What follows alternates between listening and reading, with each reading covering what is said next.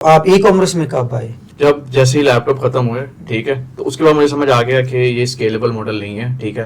फिर मैंने आस्ता एसईओ की मैंने एक इंटर्नशिप की 6 मंथ एक जगह, वहाँ से मैंने कुछ लर्निंग की, ठीक है। उसके बाद फिर उस वक्त एक्सट्रीम कॉमर्स का काफ़ी एक नाम आया था, फिर मैंने एक कोर्स नेबलर से किया, कि एक्सट्रीम कॉमर्स से किया।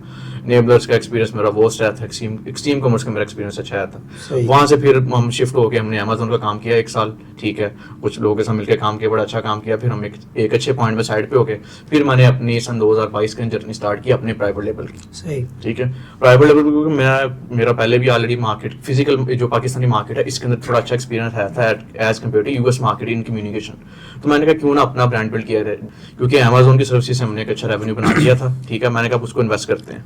जब मैंने सर अपना ब्रांड स्टार्ट किया तो मेरे पास टीम भी अच्छी आई थी, क्योंकि मेरे पास कैपिटल आया था। क्योंकि मैं फर्स्ट डे से मेरा ये रहा है कि टीम के बगैर आप ग्रो नहीं कर सकते। मैं एक जगह 2022 के अंदर 2022 के अंदर जब मैं जॉब कर रहा था एक जगह, मेरी 15 की सैलरी होती थी और मैंने 5 साल में एक बंदा रखा होता था, सही, ठीक है। कि मुझे पता था कि टीम बिल्डिंग ये है, टीम के बगैर नहीं ग्रो कर सकते। तो जब मैंने अपना ब्रांड स्टार्ट किया उस वक्त मेरे पास 7-8 बंदों की टीम है थी।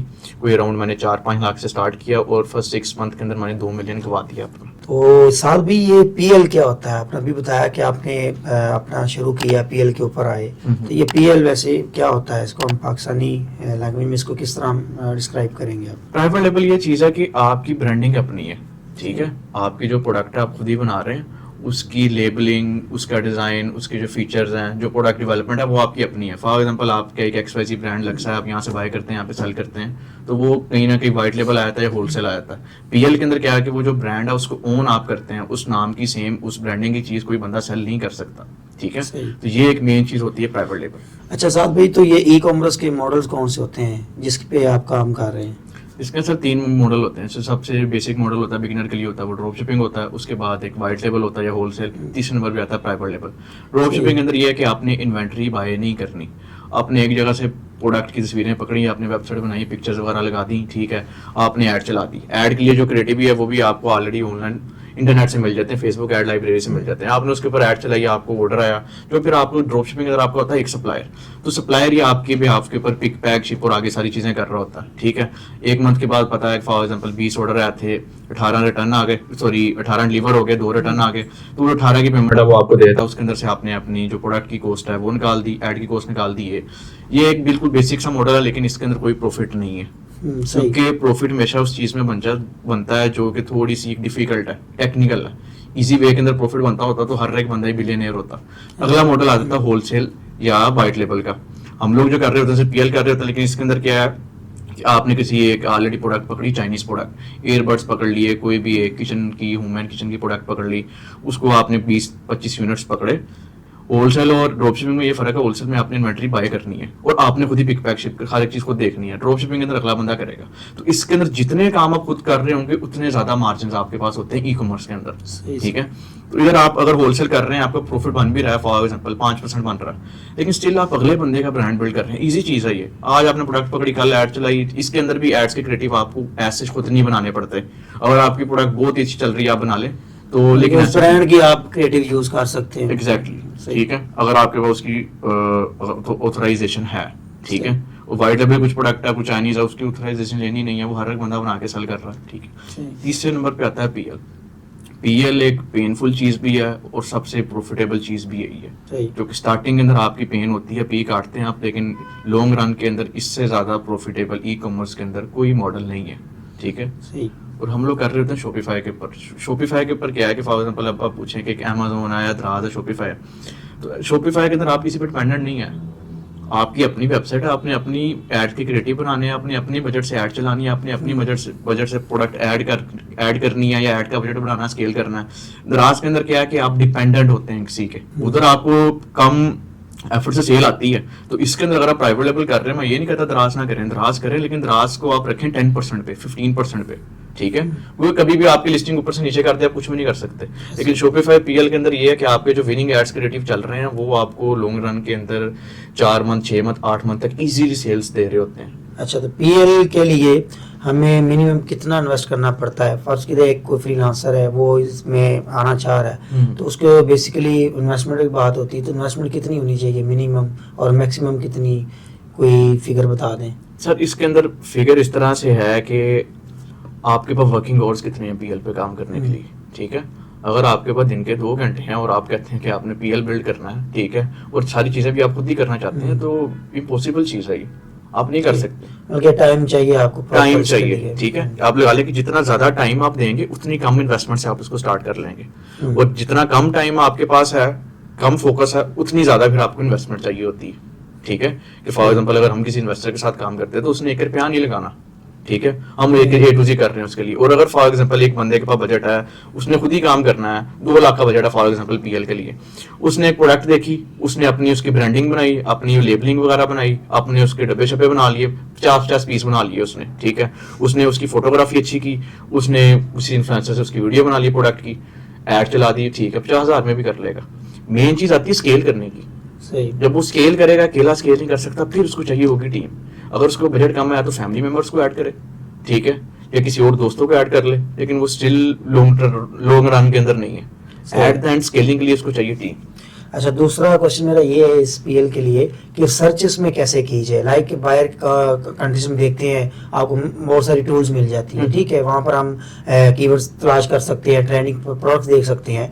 तो पाकिस्तान के अंदर लोकल ई कॉमर्स के अंदर हम किस तरह सर्च कर सकते हैं कि ट्रेंडिंग प्रोडक्ट कौन सी चल रही है, जिसके ऊपर ज़्यादा पोटेंशियल, एक प्रॉफिट भी है, मार्जिन भी अच्छा है, और हम जल्दी उस पर काम भी कर सकते हैं। तो इसके लिए कौन सा आप क्या मेथड यूज़ करते हैं? टूल्स तो मेरे ख्याल इधर नहीं है, तो उसके लिए क्या मेथड है जिसको यूज करके हम ट्रेंडिंग प्रोडक्ट को निकाल सकते हैं कि ये ट्रेंडिंग प्रोडक्ट है और चल सकती है? सर ये सबसे आपने इम्पोर्टेंट क्वेश्चन किया है, और यही मेन प्रॉफिट होने का, लॉस होने का, आपका ब्रांड चलेगा नहीं चलेगा, सारी कुंजी इसकी सबसे पहले प्रोडक्ट के अंदर है। आपने वो दवाई का ऐड बना दिया प्रोडक्ट की, आपका फर्क है, आप नहीं कर सकते, ऊपर नहीं जा सकते। इसकी रिसर्च के लिए जो हम लोग देख रहे होते हैं, एक और चीज पाकिस्तान के अंदर है कि एक पाट कढ़ाई बनी, छोटी पाट कढ़ाई, बड़ी पाट कढ़ाई, असली नकली, वो चेन स्टार्ट होगी, ठीक है। तो इसके अंदर एक बंदा एक चीज कर रहा है, वो 100 बंदे उसके अंदर चल जाते हैं, 100 का बन जाएगा। लेकिन अगर आपने सही वेल्थ बनानी है या उसको एक अच्छे लेवल पे लेके जाना, तो आप सबसे पहले देखें कि आपका किस नीच के अंदर थोड़ा सा इंटरेस्ट है, या किस नीच की आपके पास एक्सेस है। फॉर एग्जाम्पल आप बैठे हैं फैसलाबाद के अंदर, तो फैसलाबाद के अंदर अगर आप देखेंगे तो आप क्लोथिंग को देख सकते हैं, ठीक है। एक बंदा वो बैठा हुआ है, फॉर एग्जांपल मियां चन्नू बैठा है, तो वो क्लोथिंग के अंदर उस लेवल के सप्लायर इजीली फाइंड नहीं कर सकता जो बंदा फैसलाबाद में बैठ के कर सकता, ठीक है। आप आए थे सियालकोट के अंदर, तो सियालकोट के अंदर आप स्पोर्ट्स की चीजें आपके पास एक्सेसिबल हैं, इजीली हैं। मींस कहने का मकसद ये है कि वहां पे आप कोई अच्छे मार्जिन वाला सप्लायर इजीली लेके आ सकते हैं, फाइंड कर सकते हैं। और जो पीएल है, इसके अंदर आपका प्रॉफिट, या किसी भी बिजनेस के अंदर आपको प्रॉफिट बनता है परचेजिंग के ऊपर, सेलिंग के ऊपर बनता ही नहीं है। तो बाकी अब नेक्स्ट आगे प्रोडक्ट फाइंड करने के ऊपर, तो उसके अंदर ये है कि आपने मेन कीवर्ड देख लिया, कैटेगरी देख ली कि आप फॉर एग्जांपल फैसलाबाद में क्लोथिंग के अंदर भी बहुत बड़ी कैटेगरी है, उसके अंदर फिर आपने करना निश्चित मेल के अंदर जाना, फीमेल के अंदर जाना, बच्चों के अंदर जाना। आप आ गए मेल के अंदर आपने कुर्ता के अंदर जाना है, आपने पैंट्स के अंदर जाना है, आपने शर्ट्स के अंदर जाना है, आपने ट्रैक सूट्स के अंदर जाना है, आप कहते हैं ट्रैक सूट्स के अंदर जाना।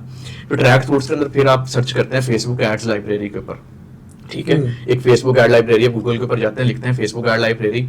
अगर आपका सिर्फ एक फेसबुक अकाउंट वहाँ पे लॉगिन होना चाहिए, आप क्रोम के ऊपर आपने क्लिक किया, आपने कीवर्ड लिख दिया ट्रैक सूट्स, वहाँ पे जितने बंदे ट्रैक सूट्स की ऐड लगा रहे हैं वो सारे आ जाएंगे, ठीक है। तो इसके अंदर आपने ये देखना है कि ऐड ज्यादा लोग चला रहे हो, ठीक है, और इसका मतलब उसके अंदर सेल्स अच्छी खासी है। लेकिन अगर आपने बहुत हैवी पोटेंशियल वाली प्रोडक्ट पकड़नी है, ठीक है, तो उसके अंदर ये है कि कम लोग ऐड चला रहे हो, उतने ज्यादा नहीं, ठीक है, लेकिन उनके व्यूज बहुत ज्यादा हो कि कम बंदे बैठे हैं लेकिन वो दबा के ऐड चला रहे हैं, उनकी जो ऐड के व्यूज हैं, ये लाइक्स हैं, वो बहुत ज्यादा है, ठीक है। उसके अंदर आप एक देख लेते हैं कि आपको एक ब्रांड मिल गया XYZ, एक क्लोथिंग का ब्रांड, आप जानना चाहते हैं कि सेल्स कितनी है उसकी। उसका जो एक तरीका आप लगा सकते हैं वो ये है कि आप उनकी वेबसाइट के ऊपर गए, आपने एक प्रोडक्ट ऐड टू कार्ट किया, ठीक है, बाय नहीं किया, 24 घंटे बाद फिर आप उस वेबसाइट पे गए, फिर आपने एक प्रोडक्ट ऐड टू कार्ट किया, आपने देख लेना कल के दिन में कौन सा ऑर्डर नंबर आया था, आज कौन सा ऑर्डर नंबर है, ठीक है, उससे पता चल जाता है कितने ऑर्डर है। उसके अंदर उसके टोटल वेबसाइट का पता लगेगा। आप प्रोडक्ट का किस तरह आइडिया लगा सकते हैं, ये कि जो उसकी प्रोडक्ट्स होम पेज के ऊपर लगी हुई है ना, आप वहां से उसका आइडिया लगा सकते हैं कि ये इसकी एक ट्रेंडिंग प्रोडक्ट्स हैं, ये इसके ऊपर सेल्स आ रही हैं, वहां से आपको प्रोडक्ट्स मिल गई। फिर अगला काम है आपने फिर उसके सप्लायर्स फाइंड किए, सप्लायर्स के अंदर आपने देखे क्वालिटी अच्छी है और मार्जिन अच्छे हैं, ये दो चीजें चाहिए। सही। इसके अंदर कंपटीशन भी बहुत होता है। बिल्कुल। आप अगर कोई ट्रेंडिंग प्रोडक्ट के ऊपर जाते हैं तो ऑलरेडी बड़े लोग काम कर रहे होते हैं, तो हम्म। फिर उनको बीट करने के लिए क्या स्ट्रेटजी है, उसके अंदर क्या किस तरह की मार्केटिंग होनी चाहिए, उसके ऊपर आपकी क्या टिप्स हैं? उसके अंदर सर आपने देखना है यूनिक सेलिंग पॉइंट। आप भी एक मार्कल बेच रहे हैं, मैं भी मार्कल बेच रहा हूँ, आप 500 का बेच रहे हैं, मैं भी 500 का बेच रहा हूँ, आपने 450 कर दिया, मैं 400 कर दूंगा, ठीक है। ठीक है, अनटिल के एक तो सबसे पहली चीज अगर पीएल है ना, तो पीएल के अंदर आपके डिजाइन अलग है, मेरे अलग है, ठीक है। आप भी मार्कर बेच रहे हैं, मैं भी मार्कर बेच रहा हूँ, लेकिन आपका मोल्ड अलग है, ठीक है, उसके पकड़ने की ग्रिप और बाकी सारी चीजें मेरी अलग है। तो मैंने देखना है कि जो मार्केट के अंदर जो कंपाइटर जो वैल्यू दे रहे हैं, मैंने उससे ज्यादा वैल्यू देनी है और उससे कम प्राइस के अंदर। अब दूसरा क्वेश्चन आता है कि आप किस मार्केट को टारगेट करें, लोअर मिडिल क्लास को, मिडिल क्लास को, लीड क्लास को, ठीक है। मेजोरिटी पाकिस्तान के अंदर है middle class, lower middle class के पास पैसा नहीं है, लीड क्लास वैसे चूजी है, ठीक है। लेकिन जो मिडिल क्लास है ना, उसको लीड क्लास वाली वाइब के अंदर कम पैसों के अंदर एक अच्छी क्वालिटी की चीज चाहिए, ठीक है। कि उसने आईफोन ले लेना, उसने एयरबड जानवर नहीं लेने, ठीक है। कि वो 2 लाख रुपए का उसने आईफोन ले लिया, वो 60,000 के एयरबड नहीं लेगा, उसको फिर चाहिए कि 5 से 10,000 के एयरबड है, ब्रांडिंग उसकी अच्छी है, दैट्स इट, मामला सेट है। तो इसके अंदर एक तो आपने इस तरह देखना है कि आप वैल्यू ज्यादा दे रहे हो, कि आपके for example comparator track suit बेच रहा है 2,000 रुपए के अंदर, ठीक है, फॉर एग्जाम्पल आप कहेंगे हम बेच रहे हैं 1790 में, एक हद तक आप। और दूसरी चीज ये कि 1790 में बेच रहे हैं, डिलीवरी ज्यादा फ्री दे रहे हैं, एक एक्स्ट्रा प्रोडक्ट ऐड करके दे रहे हैं उसको, ठीक है, या उसको रिटर्निंग बनाने के लिए आप एक्स्ट्रा उसको डिस्काउंट कोड दे रहे हैं, ठीक है। या आपकी प्रोडक्ट ही बहुत यूनिक है कि उसका मटेरियल अलग है, आपका मटेरियल अलग है, आपने किसी ना किसी तरीके के अंदर अपने कंपैरेटर्स को बीट करना है यूनिक सेलिंग पॉइंट के अंदर, वो जितने ज्यादा आपके होंगे। आपके कहने का मतलब है कि मिडिल लाइन को हम टारगेट करें, क्योंकि सारी बात है वो ये चीज़ों को उनकी बाइंग पावर भी अच्छी होती है। बिल्कुल। लोअर में जाते हैं तो सारी बात है उनके पास ऑनलाइन की पावर नहीं होती, और लीड की तरफ जाते हैं तो सारी बात है वो अपने खुद पहले वो ब्रांड के साथ चल रहे होते हैं।